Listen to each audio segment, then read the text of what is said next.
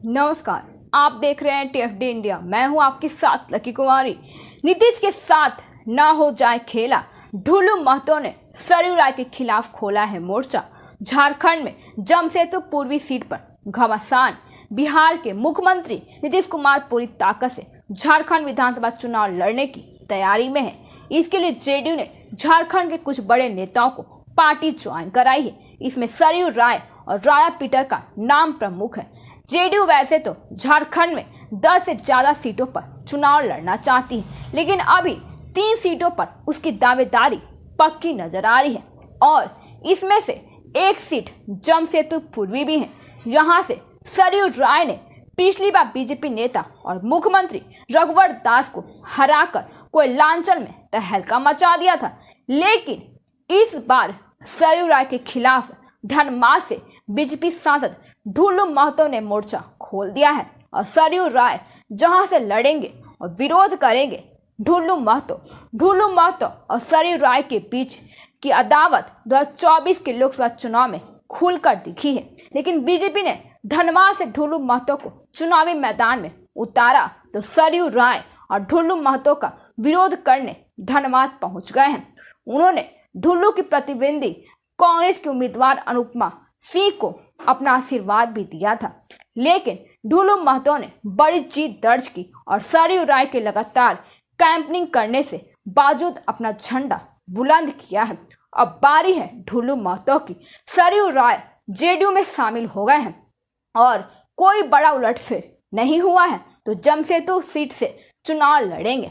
इसी बीच ढुल्लू महतो ने कहा है कि सरयू राय जहां से भी चुनाव लड़ेंगे उनका विरोध करेंगे।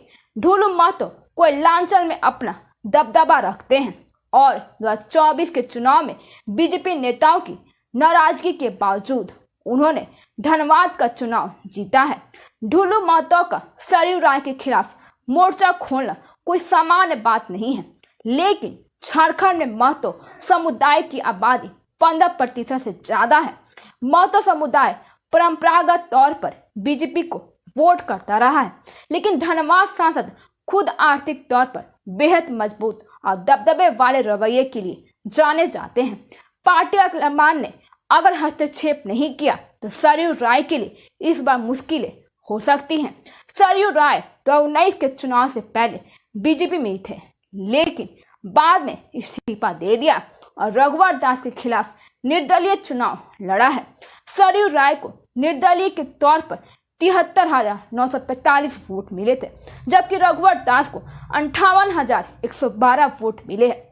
रघुवर दास इस सीट से लगातार 5 बार विधायक रहे थे और 1995 से 2014 तक उन्होंने लगातार जीत दर्ज की है।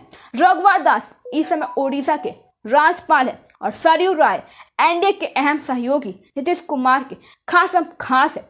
देखना होगा कि नीतीश कुमार इस लड़ाई को कैसे मैनेज करते हैं। जेडीयू के लिए सीट छोड़ेगी बीजेपी। जमशेदपुर पूर्वी को लेकर एक और अहम सवाल यह है कि यह सीट बीजेपी का कर रही है, तो क्या बीजेपी जेडीयू के लिए यह सीट छोड़ेगी? सरयू राय ने भले 2019 में यह सीट छीन ली थी, लेकिन बीजेपी यहां से जीतती रही है। इसी बीच पूर्वी क्रिकेटर सौरभ तिवारी भी चुनावी मैदान में डेब्यू करने के लिए तैयार है और वो जनता के बीच हैं और लगातार संपर्क अभियान चला रहे हैं। भाजपा नेता अभय सिंह भी इस सीट से चुनाव लड़ने की तैयारी में है। अभय सिंह बीजेपी में विलय से पहले बाबूलाल मरांडी की पार्टी झारखंड विकास मोर्चा का हिस्सा रहे हैं, लिहाजा उनके दावे को खारिज करना भी पार्टी का अलग मान के लिए आसान नहीं होगा। धन्यवाद। आगे की जानकारी के लिए देखते रहिए टीएफडी इंडिया।